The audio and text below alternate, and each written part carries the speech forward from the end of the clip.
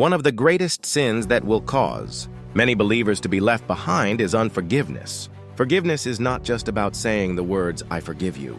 It goes much deeper. A true test of forgiveness is this. When you come face to face with the person who hurt you, do you still feel uneasy, bitter, or unsettled in your heart?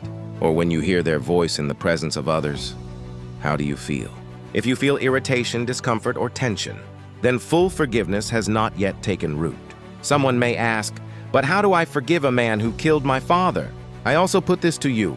Why should God forgive you for your constant disobedience? Why should He forgive your stealing, lying, fornication, manipulation, and every other sin? Yet in His mercy, He forgives freely. Yes, forgiveness can feel almost impossible, especially when it involves the loss of a loved one. But this is why we must pray daily for strength, because we cannot do it in our own power. Forgiveness does not mean leaving the door wide open for further hurt. You can cut off relationships or set boundaries, but you must ensure that forgiveness is complete in your heart. If the sight of a brother or sister, or even the sound of their voice, still irritates you deeply, then the work of forgiveness is not finished. Somebody somewhere may say, "I can't forgive my aunt. When my parents died, she made me suffer. Now that I am doing well, I will not remember her either." This is the type of hurt that lingers for many years, simmering as though waiting for revenge. Such bitterness only traps the heart, prevents peace, and can even damage your relationship with God.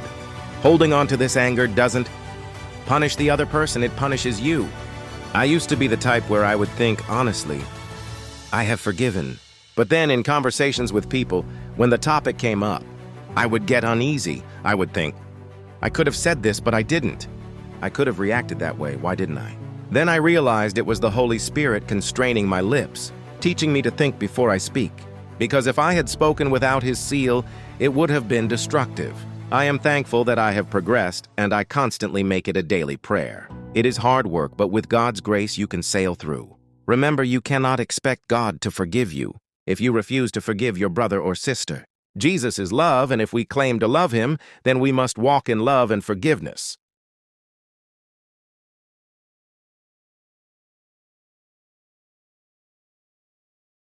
One of the greatest sins that will cause many believers to be left behind is unforgiveness. Forgiveness is not just about saying the words, "I forgive you."